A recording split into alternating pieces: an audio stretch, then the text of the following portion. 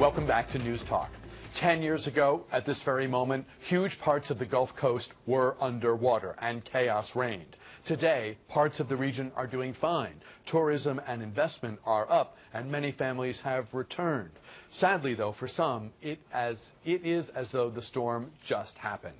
M.A. Sheehan is with us. She is with House the Nine, a program of the Lower Ninth Ward Homeownership Association. M.A., it's great to have you here. Good to see you. Thanks very much for your time.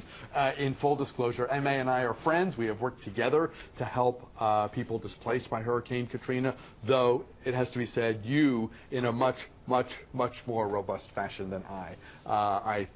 It's good to have you here, and I want to acknowledge the great work you've done. Absolutely. You moved. I mean, bottom line, people are wondering what I'm talking about. You were so absorbed by the crisis and the subsequent struggle, you moved to New Orleans. I did. I enjoyed those first trips with you, Bruce, when we were wearing Tyvek suits and gutting houses. It was an intense time to be in the city, but we really felt like we were doing something. But ultimately, I decided that swinging a hammer wasn't quite enough, that there was so much work to be done in New Orleans that I really did need to go there and do more than that. You were instrumental. You're a lawyer, and you have been banging away at some of the institutional obstacles to people coming home and being able to tap some of the pretty good money that's been there to assist those who lost everything and absorb and experienced incredible trauma. Big change. The one thing we didn't really touch on last week when we did a lot of coverage on the 10th anniversary was the recent, and I mean just days ago, change in the Road Home program. Right.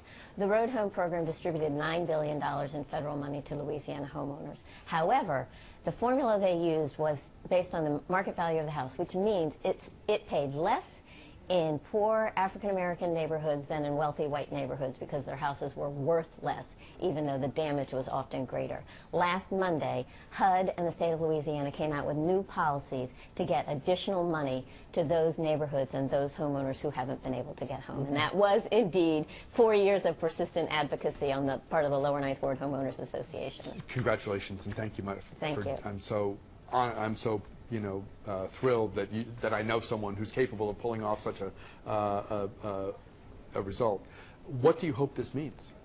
So we're focused now on the next 10 years. We've spent a lot of time in the last month talking about the last 10 years, but we're ready for the next 10 years. There's actually momentum in the Lower Ninth Ward. Surprisingly, there's only 37% of the population is back, but we're at a moment of momentum with this new money coming down, and we've got a new community center, a new police substation. Our roads are finally being paved. We're actually getting a CVS, so there's momentum in the Lower Ninth Ward. But people like me need to be there the main thing we need to do is take that new federal money that's just been released and get it to those hundreds of families that still aren't home. The formula was problematic. The old formula that was being used was problematic because construction costs are the same regardless. Yes, exactly right. That's exactly right. And in fact, in the Lower Ninth Ward, the damage was so great because the levees were the worst that it was going to cost more to rebuild your house than elsewhere, and you got less. Our coverage Friday focused more on New Orleans than on the rest of the region. But I want to make the point, and I know you do too, that the region suffered, and the region has had a lot of work to do to rebuild the physical stuff that was damaged and to process and heal from the psychological. I mean, no one suffered more than the people who had the least to begin with and who, for reasons of racial animus, had guns, were basically told, don't come into this town because we don't want your race here. All the things that some people have known about, some not, and some of us have frankly forgotten about over time. Right. Yeah, absolutely. The stories from the Superdome. It's been, I was in New Orleans on Saturday. I live in New Orleans, and there's a lot of feeling of trauma in the city of reliving everything that happened in those early days. When people didn't receive help from the country. And I hope people have also understood that in the 10 years that followed, there was a lot of help that didn't come through.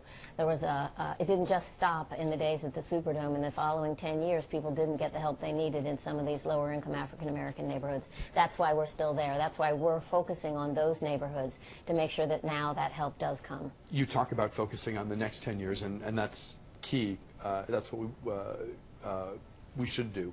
Are there families that you're in touch with that still want to come home, that are somewhere else, but still dream of the home they had rebuilt and the neighborhood they had reestablished? We're in touch with about 200 families who are still trying to come home. That's a lot. Some of them are in Atlanta and Houston. Some of them are just across the river in the other section of New Orleans. Daryl Sharp is one of our homeowners who, when he was a little boy playing in the sand, he watched his father building his house, and he is still not back in that house. His father said, you know, I can't live forever, but you will always have a place to live, and he is still not back in that house. So he's one of the first people that we're going to try to help with this new federal money. As new people move in, to quote new people, move in, and at some level, the investment has to be regarded as a good thing and a potential source of good for the community.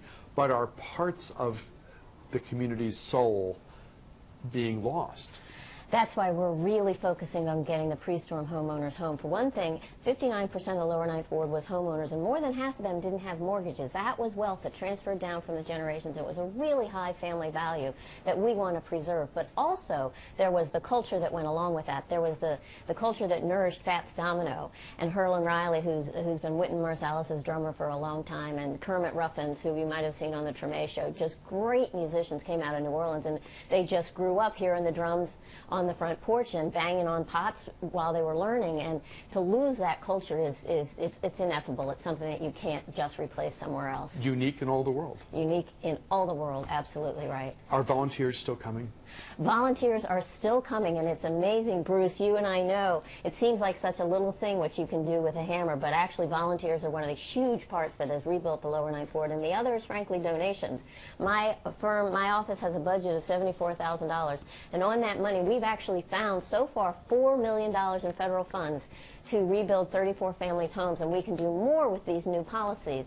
So the Lower Ninth Ward Homeowners Association, if people want to go to our website, www.lowerninthwardhomeowners.org, we can certainly use the support. You've done amazing things on so little. I embrace everything you've done, and I'm proud to know you. I mean, it's really been, it's remarkable. Thank you, Bruce.